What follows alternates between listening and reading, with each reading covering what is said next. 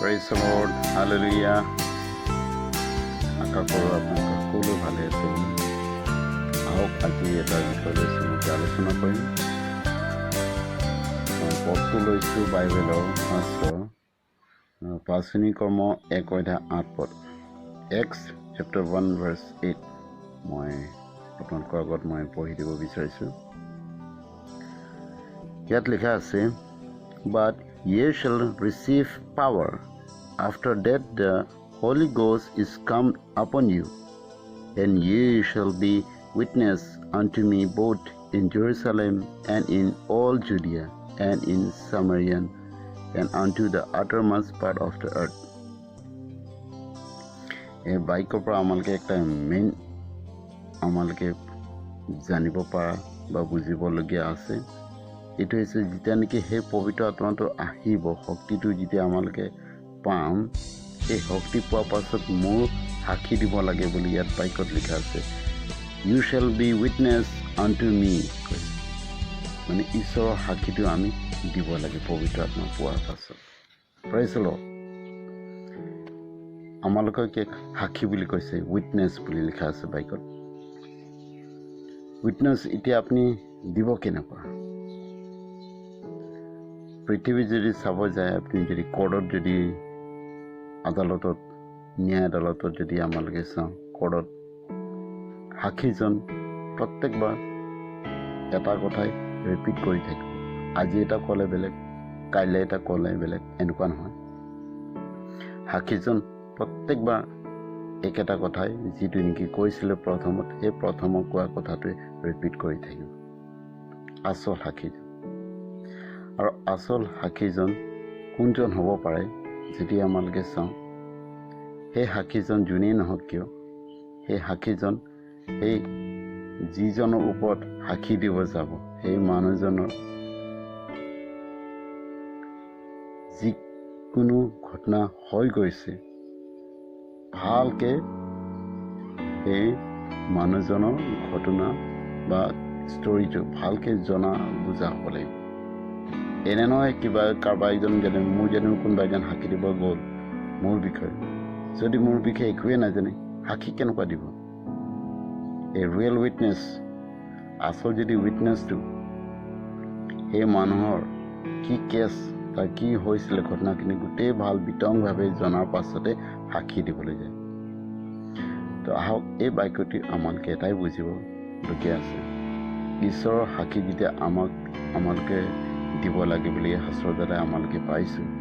ঈশ্বৰৰ সাক্ষী আমালোকে দিব লাগে। নিশ্চয় ঈশ্বৰৰ সাক্ষীটো আমি দিব লাগে।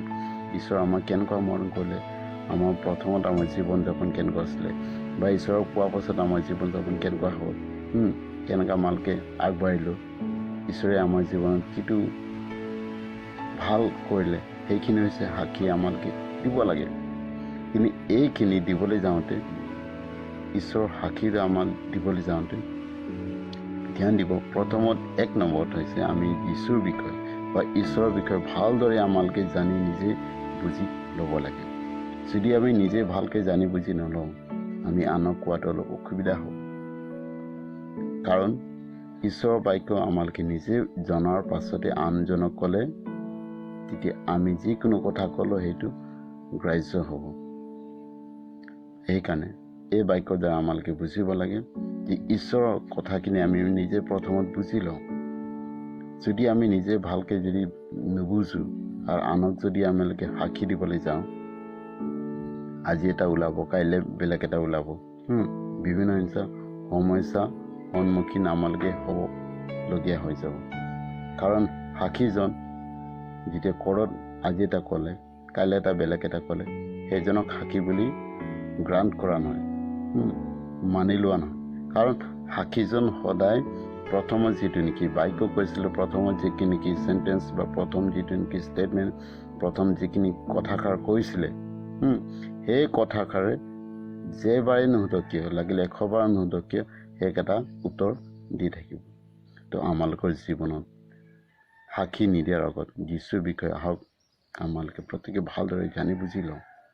ঈশ্বৰৰ বিষয়ে ভালদৰে জানি বুজি নোলোৱাক যদি আমালোকে ঈশ্বৰৰ বাক্যটো বিলাবলৈ যাওঁ বা সাক্ষী দিবলৈ যাওঁ, তেন্তে হ'লে অসুবিধাটো আমাৰ আহি পৰিব। আমি ভাল ৰূপে যদি ঈশ্বৰৰ কথাখিনি ক'বলৈ নাযাওঁ, আমাৰ সেই কোৱা যিটো নেকি উদ্দেশ্য, যিটো নেকি টকাটো, সেইটো আমালোকৰ পূৰা নহ'ব। আমি ভাবিছোঁ যীশুৰ মৰম যেনেকুৱা আমালোকে পাইছোঁ, এই মৰম আনো পাওক।